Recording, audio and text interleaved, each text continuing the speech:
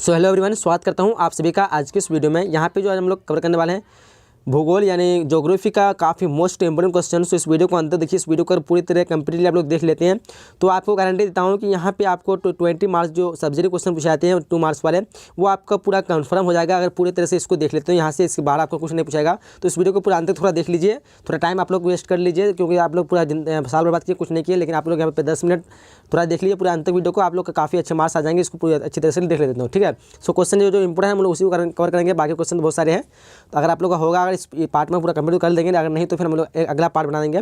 So first question क्या है, देख पा रहे होंगे कि राजनीतिक भूगोल के 2 उपक्षेत्रों के नाम लिखिए, ठीक है। क्वेश्चन ऐसे रहेगा, राजनीतिक भूगोल के 2 उपक्षेत्रों के नाम लिखिए। काफ़ी अच्छा क्वेश्चन है ये।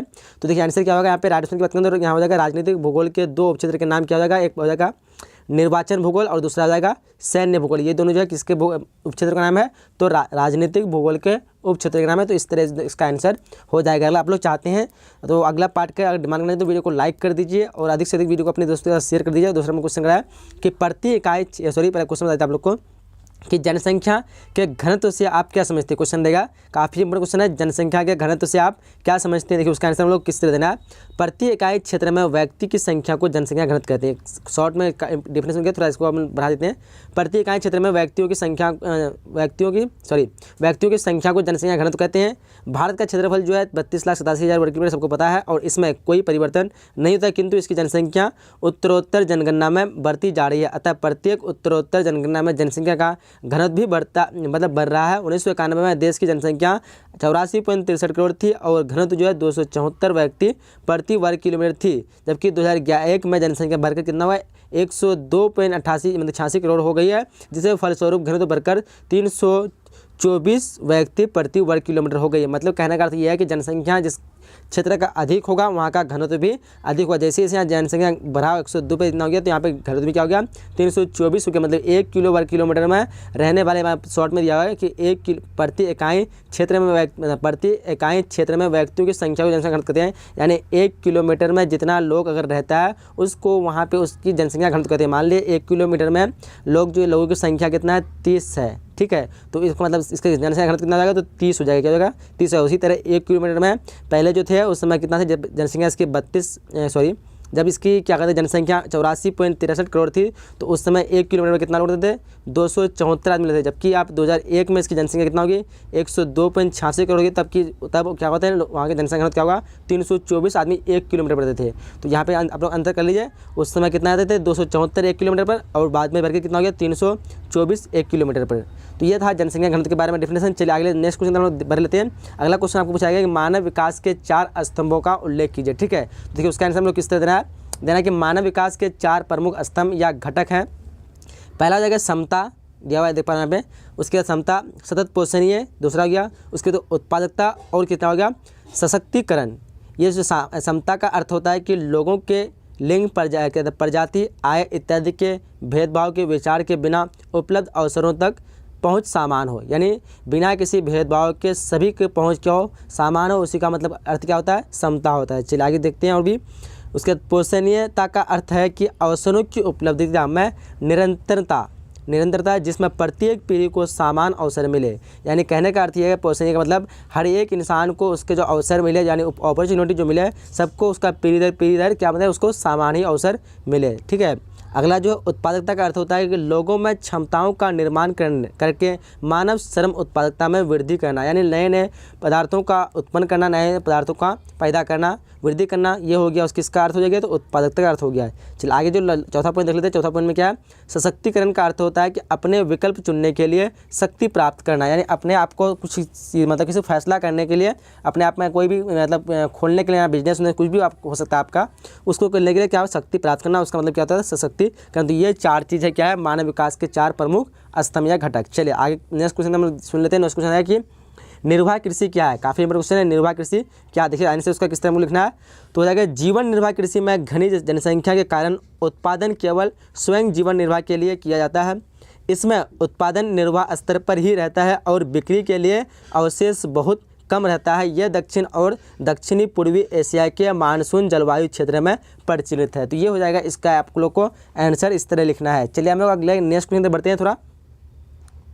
चलिए अगला जो क्वेश्चन क्या कराता है, क्वेश्चन हम लोग बताते हैं, कह रहा है कि क्या कहते हैं ओरिएंट, क्वेश्चन को ध्यान से सुन लिया आप लोग। ओरिएंट एक्सप्रेस द्वारा जुड़े 2 नगरों के नाम लिखिए, ठीक है। तो देखिए यहाँ पे क्या हो जाएगा, ओरिएंट एक्सप्रेस द्वारा जुड़े 2 नगरों के नाम जो है निम्नलिखित है। देखिए यहाँ पे पहला जो पेरिस और दूसरा क्या है, इस्तांबुल, क्या हो जाएगा दूसरा इस्तांबुल। ये 2 नगरों के नाम है, किससे जुड़ा हुआ है ये, तो ओरिएंट एक्सप्रेस द्वारा जुड़ा हुआ है। चलिए आगे नेक्स्ट क्वेश्चन देख सकते हैं। नेक्स्ट क्वेश्चन कि विश्व व्यापार संगठन के आधारभूत कार्य क्या है। तो देखिए उसका आंसर किससे लिखना हम लोग को। विश्व व्यापार संगठन एकमात्र अंतर्राष्ट्रीय संगठन है जो राष्ट्रों के बीच वैश्विक नियमों का व्यवहार करता है। यह विश्व व्यापारी व्यापार तंत्र के लिए नियमों को नियत करता है और इसके सदस्यों देशों के मध्य विवादों का निपटारा करता है, ठीक है। यह दूर संचारों और बैंकिंग जैसी सेवाओं तथा अन्य विषयों जैसे बौद्धिक हो गया, संपदा हो गया, अधिकार के व्यापार को भी अपने कार्यों में सम्मिलित करता है। अगला दिया हुआ इसमें कि 1948 में इसे गेट यानी GATT जनरल क्या कहते हैं एग्रीमेंट ट्रेड एंड ट्रैफिक के नाम से बनाया गया तथा जनवरी में जो है 1995 में इसे विश्व व्यापार संगठन यानी WTO में रूपांतरित कर दिया गया। इसका मुख्यालय जो है जेनेवा में है। ये ऑब्जर्व में आ सकता है कि WTO का मतलब मुख्यालय कहाँ पे है, तो जेनेवा में, जो कि स्विट्जरलैंड में पड़ता है में स्थित है। 2005 में 149 देश इसके सदस्य थे। भारत इसके संस्थापक सदस्य में से एक है, यानी जब भी इसकी स्थापना हुई थी तभी से जो भारत उसका सदस्य बन गया था, इसलिए यहाँ पे कहा गया कि भारत इसके संस्थापक सदस्य में से एक है। तो ये रहा इस क्वेश्चन का आंसर। चलिए आगे क्वेश्चन देखते हैं। अगला इंपॉर्टेंट क्वेश्चन क्या है, अगला क्वेश्चन है संस्कृत नगर के 4 उदाहरण दीजिए। क्या है क्वेश्चन को ध्यान सुनिए, संस्कृत नगर के 4 उदाहरण दीजिए। देखिए उसका आंसर हम लोग किस तरह लिखना है, तो यहाँ पे हो जाएगा संस्कृत नगर के 4 उदाहरण निम्नलिखित है। देखिए पहला है फतेहपुर सिकरी, दूसरा है क्या कहते हैं खुजराहो, और तीसरा आ जाएगा धौलावीरा, और चौथा आ जाएगा गंगोत्री। ये क्या है, संस्कृत नगर के 4 उदाहरण है, ठीक है। अब ले अगला क्वेश्चन की ओर बढ़ते हैं। अगला क्वेश्चन सुन लीजिए, क्वेश्चन को ध्यान से। क्वेश्चन कह रहा है कि स्थान और अवस्थिति के बीच अंतर स्पष्ट कीजिए। क्वेश्चन को ध्यान से सुन लिया आप लोग। क्या कह रहा है क्वेश्चन कि स्थान और अवस्थिति के बीच अंतर स्पष्ट करें। तो देखिए इसका आंसर में किस तरह लिखना है। तो देखिए यहाँ पे 4 नंबर क्वेश्चन का देख पा रहे हैं आप लोग। क्वेश्चन कह रहा है कि भूगोल में भौगोलिक अवस्थिति पृथ्वी की सतह पर किसी वस्तु अथवा अवघटना की सटीक स्थिति है। यह जगह या स्थान से अलग है यानी भिन्न है, क्योंकि स्थान मानवीय अवबोध द्वारा चिन्हित होता है, जबकि अवस्थिति स्थान निर्धारित की अधिक सटीक और ज्यामितीय विधि होती है, मतलब विधि है। ध्यान से सुन लीजिए क्वेश्चन को और एक बार रिपीट कर लिया आप लोग कि भूगोल में भौगोलिक अवस्थिति पृथ्वी की सतह पर किसी वस्तु अथवा अवघटना की सटीक स्थिति है। यह जगह क्या कहता है, यह जगह या स्थान से अलग होता है। क्या होता है, जगह या स्थान से अलग होता है, क्योंकि स्थान मानवीय अवबोध द्वारा चिन्हित होता है। मतलब कहने का अर्थ यह है कि कोई भी स्थान जिसका कोई अभी तक मतलब कुछ कहा नहीं गया, उसका नाम नहीं दिया, उसको चिन्हित नहीं किया गया, उसको हम कहते हैं अवस्थिति। अब जबकि इंसान किसी चीज़ को चिन्हित देता है, किसी नाम से अगर कहता है कि यहाँ इस जगह पे, जैसे मान लीजिए हम उदाहरण के तौर पे बोल दिया हम यहाँ पे कोई एक मस्जिद है, अब यहाँ पे मस्जिद है मंदिर कुछ भी है, तो इस जगह का नाम रख दिया। अब जगह का नाम कुछ भी रख दिया, वहाँ पे चौक या कुछ भी हो सकता है, तो उस चीज़ को हम क्या कहेंगे, स्थान कहेंगे। जबकि इससे पहले इसका नाम कुछ नहीं था, ऐसे मैदान था, ऐसे कुछ कहा जाता था, तो उस चीज़ को हम क्या कहते हैं, अवस्थिति कहते हैं। तो इसका मतलब इस तरह आप लोग को समझा दिए। चलिए आगे बढ़ते हैं। आगे क्वेश्चन हम लोग इंपोर्टेंट क्वेश्चन देख लेते हैं। तो उसके अगला जो क्वेश्चन आप लोग ये पूछा जा सकता है कि जन प्रवास के पर्यावरणीय प्रभाव की व्याख्या करें। ठीक है, क्वेश्चन को ध्यान से सुनिए। जन प्रवास के पर्यावरणीय प्रभाव की व्याख्या करें। देखिए उसका आंसर हम लोग किस तरह लिखना है। तो यहाँ पे जैसे देख पा रहे होंगे आप लोग, थोड़ा हम दिखा देते हैं आप लोग को। सॉरी, यहाँ पे जो है ये आ गया, हाँ हटता भी नहीं जल्दी, हट गया। तो यहाँ पे देखिए आंसर इसका किस तरह लिखना है, थोड़ा ऊपर चले गया। हाँ, क्वेश्चन का मतलब क्वेश्चन आप लोग सुन ले ध्यान से। कह रहा है कि जन प्रवास के पर्यावरणीय प्रभावों की व्याख्या करें। तो आंसर इसका लिखना है कि लोगों का अपने जन्म स्थान और निवास को छोड़कर दूसरे स्थान में जाकर बस जाने को प्रवास कहते हैं। इसकी सिंपल सा डेफिनेशन है, तो आप लोग इसको याद हो जाएंगे आप लोग को। लोगों का अपने जन्म स्थान और निवास को छोड़कर दूसरे क्षेत्र में जाकर बस जाने के इस मतलब बस जाना क्या कहलाते हैं, प्रवास कहते हैं। मानव प्रवास से जनसंख्या असंतुलन भी हो सकता है। कहने का मतलब कि मानव अगर प्रवास करेगा तो उससे जनसंख्या में परिवर्तन भी हो सकता है, यानी कहीं कम कहीं ज़्यादा। एग्जांपल के तौर पे अगर कोई आदमी शहर में रह रहा है तो वहाँ पे शहर में क्या कहते हैं, शहर का अगर मान लो 500 या 600 आदमी रहता है, अगर वहाँ से प्रवास कर देगा तो प्रवास होने के बाद अगर गाँव की और आता तो वहाँ शहर की जनसंख्या क्या होगी, कम हो जाएगी, और गाँव में क्या जनसंख्या अधिक हो जाएगी। मतलब इस दोनों का मतलब परिवर्तन हो जाएगा, वहाँ पे कम यहाँ पे अधिक। अगर यहीं पे गांव में कोई अधिक रहता है तो शहर में जाएगा तो क्या होगा,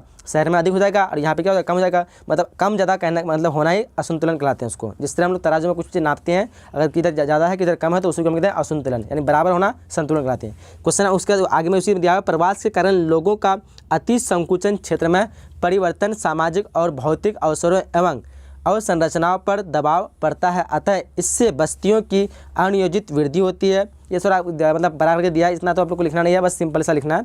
तो थोड़ा हम देख लेते हैं ताकि आपको जानकारी के लिए। और गंदी बस्तियां और क्या कहते हैं क्षुद्र कॉलोनियों का निर्माण हो जाता है। इससे अतिरिक्त प्राकृतिक साधनों के अति दोहन से भौम जल स्तर में अवक्षय, वायु प्रदूषण, वाहित मल के निपटान और ठोस कचरे के प्रबंधन जैसे गंभीर समस्या का सामना करना पड़ता है। इसका स्वास्थ्य पर प्रतिकूल असर पड़ता है। तो ये इस तरह इसकी चीज़ें लिखना है। क्वेश्चन को ध्यान से सुन लिया आप लोग। जन प्रवास के पर्यावरण प्रभाव का व्याख्या करें, यानी जब प्रवास होता है जन मतलब आदमी लोगों का तो क्या होता है, तो हम लोग आपको थोड़ा सिंपल से लैंग्वेज में बता देते हैं। प्रवास का मतलब आपको पता होगा, इससे क्या होता है कि जब भी इंसान कोई बस्ती एक दूसरी जाएगा तो वहाँ पर क्या होगा, अलग मतलब जो भी अच्छा मैदान है, अच्छी साफ सुथरा जगह है, वहाँ पर क्या होगा, इंसान का मतलब कचरा उचरा भरते जाएगा, और भरने के क्या होगा, वायु प्रदूषण होगा, बहुत से नदियाँ पानी गंदा होगा। तो इस तरह कई तरह हानि हो सकती है। क्वेश्चन नंबर दूसरा कह रहा देख पा रहे होंगे। क्वेश्चन दूसरा बताते हैं आप लोगों को कि पूर्वी भारत के 4 महानगरों के नाम लिखिए। पूर्वी भारत के 4 महानगरों के नाम लिखिए। क्वेश्चन को ध्यान से सुन लीजिए। चलिए यहाँ पे देखिए इसका आंसर हम लोग किस तरह लिखना है। तो देखिए पूर्वी भारत के 4 महानगरों के नाम जो है निम्नलिखित है। एक है कोलकाता, दूसरा है पटना, और तीसरा रांची, और चौथा है भुवनेश्वर। ये जो है पूर्वी भारत के 4 महानगरों के नाम है। चलिए आगे बढ़ते हैं। आगे क्वेश्चन इंपोर्टेंट क्या है, तो क्वेश्चन को ध्यान से सुन लो कि शुष्क कृषि क्या है। शुष्क कृषि क्या है, देखिए उसका आंसर हम लोग किस तरह लिखना है। तो शुष्क कृषि पद्धति उन क्षेत्रों में अपनाई जाती है जहां वार्षिक वर्षा 75 सेमी से कम होती है। वर्षा के अभाव से यहां ऐसी फसलें उपजाई जाती है जो शुष्क को सहन कर सके, जैसे रागी, बाजरा, मूंग, चना, ज्वार इत्यादि। इन क्षेत्रों में क्या होता है, आर्द्रता संरक्षण तथा वर्षा जल के प्रयोग की अनेक विधियाँ अपनाई जाती है। ठीक है, तो इसको बारे में अगर आए क्वेश्चन तो इस तरह आप लोग को लिखना है। चलिए नेक्स्ट क्वेश्चन, लास्ट क्वेश्चन हम लोग पढ़ लेते हैं। कह रहा है कि कर्क रेखा के उत्तर स्थित भारत की किन्हीं 2 नदियों बेसिन का नाम लिखिए। काफ़ी इंपोर्टेंट क्वेश्चन है। तो देखिए उसका आंसर हम किस तरह लिखना है कि शुष्क कृषि, सॉरी ये तो चौथा का हो गया, पांचवा मतलब सॉरी तीसरा का हो गया, चौथा का क्वेश्चन क्या होगा कि कर्क रेखा के उत्तर स्थित भारत के किन्हीं 2 नदी बेसिनों के नाम निम्नलिखित है। नंबर 1 हो जाएगा गंगा नदी बेसिन, और दूसरा जाएगा ब्रह्मपुत्र नदी बेसिन। तो ये हो गया काफ़ी इंपोर्टेंट क्वेश्चन। चलिए हम लोग और थोड़ा कुछ क्वेश्चन को देख लेते हैं। चलिए उसके बाद अगला क्वेश्चन आप लोग बता देते हैं। क्वेश्चन ध्यान से सुनिए। आप लोग कहा है कि अपरंपरागत ऊर्जा स्रोत का उल्लेख कीजिए, यानी अपरंपरागत ऊर्जा का स्रोत किसे कहते हैं उसके बारे में थोड़ा लिखने बोलता है। तो देखिए किस तरह उसका आंसर लिखेंगे। अपरंपरागत ऊर्जा के स्रोत और सौर ऊर्जा, पवन ऊर्जा, ज्वारीय ऊर्जा, परमाणु ऊर्जा और बायोगैस ऊर्जा, ये जो है नवीकरणीय ऊर्जा के स्रोत है, और आवश्यकताएँ एवं क्षमता के अनुसार इनका उत्पादन बढ़ाया और उपयोग किया जाता है। यानी कहने का मतलब परंपरागत ऊर्जा के स्रोत के आए बात करें तो वहाँ पे कौन सी आ जाएगा, सौर्य ऊर्जा, पवन ऊर्जा, यानी ऐसी ऊर्जा जो भविष्य में समाप्त होने की संभावना नहीं है, ना के बराबर है। ऐसी ऊर्जा को हम लोग क्या कहते हैं, अपरंपरागत ऊर्जा कहते हैं। जैसे आप लोग यहाँ पे देख पा रहे होंगे पवन ऊर्जा, इसको कभी हम खत्म नहीं कर सकते हैं। सौर्य ऊर्जा कभी खत्म नहीं कर सकते अपने से, जितना भी इस्तेमाल करेंगे। उसके बाद ज्वारीय ऊर्जा, ये जितना भी चीज़ है या कभी जिंदगी को खत्म नहीं किया जाता। इसी ऊर्जा को हम क्या कहते हैं, नवीकरणीय ऊर्जा भी कहलाते हैं। ध्यान से सुनिए, नवीकरणीय ऊर्जा भी उसको कहते हैं। और काफ़ी लोग आपका इंपोर्टेंट क्वेश्चन ये भी आ सकता है कि इनमें से कौन नवीकरणीय ऊर्जा है, तो उसमें लोग कन्फ्यूज नहीं होना है। तो यहाँ पे जैसे आप लोग देख पा रहे नवीकरणीय ऊर्जा कौन सा हो जाएगा, सौर ऊर्जा, पवन ऊर्जा, उसके बाद क्या कहते हैं ज्वारीय ऊर्जा, परमाणु ऊर्जा, बायोगैस ऊर्जा, ये सब क्या है, नवीकरणीय ऊर्जा के उदाहरण है। तो यहाँ पे दे देगा इनमें से कौन नवीकरणीय ऊर्जा है, या फिर इनमें से कौन अनवीकरणीय ऊर्जा है। अनवीकरणीय ऊर्जा की बात करूँ तो वहाँ पे आप लोग बता देता हूँ, अनवीकरणीय ऊर्जा ऐसी ऊर्जा है जो भविष्य में समाप्त करने की संभावना, यानी भविष्य में वो समाप्त हो जाएगा। एग्जाम्पल के तौर पर जैसे कोयला हो गया, पेट्रोल हो गया, डीजल हो गया, ये सब क्या है, अनवीकरणीय ऊर्जा है। क्योंकि ये क्या होगा, भविष्य में समाप्त हो जाएगा। इसका कोई निश्चित नहीं है कि अभी ये कब तक रहेगा, लेकिन ये भविष्य में समाप्त हो जाएगा। ऐसी ऊर्जा को हम क्या कहते हैं, अनवीकरणीय ऊर्जा कहते हैं। तो ये दोनों इंपोर्टेंट क्वेश्चन बन सकते हैं आपके ऑब्जेक्टिव के पॉइंट ऑफ व्यू से। ऑब्जेक्टिव में पूछा जा सकता है कि इनमें से कौन अनवीकरणीय उदाहरण है, या फिर इनमें से कौन नवीकरणीय ऊर्जा के उदाहरण है। तो इस तरह आप लोग को लिख देना है। और इसका आवश्यकता क्षमता अनुसार इसका उत्पादन बढ़ाया जा सकता है, उपयोग किया जा सकता है। ये हो गया परंपरागत ऊर्जा के स्रोत का उल्लेख। चलिए क्वेश्चन नंबर दूसरा देख लेते हैं, क्या कहता है, पेट्रो रसायन उद्योग क्या है। पेट्रो रसायन उद्योग क्या है, काफ़ी इंपोर्टेंट क्वेश्चन है। देखिए ध्यान से, क्या हो जाएगा उसका आंसर। पेट्रो रसायन उद्योग आर्थिक विकास और विनिर्माण क्षेत्र के विकास में एक महत्वपूर्ण भूमिका निभाने वाला उद्योग है। पेट्रो रसायन उद्योग में सिंथेटिक फाइबर, उसके बाद यार्न, उसके बाद पॉलीमर, उसके बाद है सिंथेटिक रबर, सिंथेटिक डिटर्जेंट यानी जिसको सरफ कहते हैं, उसके बाद इंटरमीडिएट्स, और क्या कहते हैं परफॉर्मेंस, उसके बाद प्लास्टिक, और प्लास्टिक क्या कहते हैं प्रसंस्करण उद्योग। तो ये सब जो चीज़ है, जितने भी सामान चीज़ बनाए जाते हैं, ये सब कितने बनाते हैं, किससे बनाते हैं, पेट्रोल से बनाते हैं। जिससे मतलब पेट्रोल से जितने भी सामान अगर बनाए थे पेट्रोलियम से, कह सकते हैं आप लोग, पेट्रोलियम के अंदर बहुत चीज़ आती है, जैसे डीजल, केरोसिन, रबर, जितना भी चीज़ है, मोम, तो सब पेट्रोलियम के अंदर। पेट्रोलियम से जितने भी सामान अगर बनाए जाते हैं सभी को हम लोग क्या कर सकते हैं, पेट्रो रसायन उद्योग कैसे, यानी पेट्रोल का इस्तेमाल जिस चीज़ में, पेट्रोलियम का इस्तेमाल जिस जिस सामान को बनाने में किया जाता है। जैसे आप लोग देख लिया यहाँ पे, जैसे यहाँ पे यार्न हो गया, उसके बाद पॉलीमर हो गया, सिंथेटिक हो गया, रबर हो गया, इन सब सामान को हम क्या किससे बनाते हैं, पेट्रोलियम से बनाते हैं। इसलिए हम इसको क्या कहते हैं, पेट्रो रसायन उद्योग भी कहते हैं। इसे उद्योग हम क्या कहेंगे, पेट्रो रसायन उद्योग। तो काफ़ी ईजी क्वेश्चन आप लोग हो सकता है, तो आप लोग एक बार समझ लेंगे तो एक बार कोई भी क्वेश्चन हार्ड नहीं होता, बट बस आप लोग को क्या समझने की जरूरत है। अगर ध्यान से आप लोग उसको समझ लेते हैं तो कोई भी आपको हार्ड नहीं लगेगा। बस आप लोग को ये नहीं कि जो इस तरह आप लोग यहाँ पे याद कर लें तो उसी तरह आप लोग को एग्जाम में लिखना है, ऐसा नहीं है। अगर आप लोग को याद समझ लेते हैं, उसको अपने मर्जी से जैसे चाहे बना सकते हैं, वैसे आपको मार्क्स मिल जाएगा। क्योंकि आप लोग को जो कोई भी ऐसा इंसान नहीं है जो ऐसा याद करता है वो ऐसा ही रट के वहाँ पे लिखे, और रटेंगे तो आपको भूल जाएंगे कौन सा रटे कौन सा नहीं रटे। लेकिन अगर आप दिमाग में बैठा लेते हैं तो उससे आपको कभी भूलने के चांस नहीं होते। आप लोग कुछ भी लिख सकते हैं अगर नहीं भी आता क्वेश्चन तो, ठीक है। तो आप लोग हमेशा कोशिश करके समझने की कोशिश करें ज़्यादा से ज़्यादा। चलिए क्वेश्चन नंबर 3 का देख पाओगे। क्वेश्चन 3, पश्चिम भारत के 2 औद्योगिक प्रदेशों के नाम लिखिए। ध्यान से सुनिए, पश्चिम भारत के 2 औद्योगिक प्रदेशों के नाम लिखिए। देखिए क्या होगा, पहला हो जाएगा महाराष्ट्र और दूसरा हो जाएगा गुजरात। ये जो है क्या है, पश्चिम भारत में रहने वाले, मतलब पश्चिम भारत में स्थित 2 मतलब शहर है, औद्योगिक प्रदेश है। तो क्या हो जाएगा, गुजरात और महाराष्ट्र जो है हो जाएगा एनएसएस का। चलिए क्वेश्चन नंबर और एक लोग देख लेते हैं हम लोग। क्वेश्चन कह रहा है कि छोड़ो, ये क्वेश्चन ज़्यादा इंपॉर्टेंट नहीं है, बट अभी और कुछ क्वेश्चन हो सकते हैं, 5-6-7 क्वेश्चन। अगर वो चाहते हैं इस वीडियो को देख सकते तो लाइक करते हैं तो मैं जल्दी वो वीडियो अपलोड कर दूंगा। वीडियो ज़्यादा बहुत लॉन्ग हो रहा है तो इसलिए मैं यहीं तक वीडियो को समाप्त करते हैं। आप अगर इसको पूरी तरह से कंप्लीट कहते हैं तो मैं आपको गारंटी से कह सकता हूँ यहाँ पे आपको 20 मार्क्स रखा हुआ है, गारंटी। अगर चाहते हैं तो वो अगला वाला पार्ट, तो वीडियो को लाइक कीजिए, उससे आपको 20 मार्क्स कोई नहीं रोक सकता है। तो चलिए यहीं तक वीडियो को समाप्त करते हैं, मिलेंगे अगले नए वीडियो में। जब तक के लिए जय हिंद, जय Bharat and thanks for watching.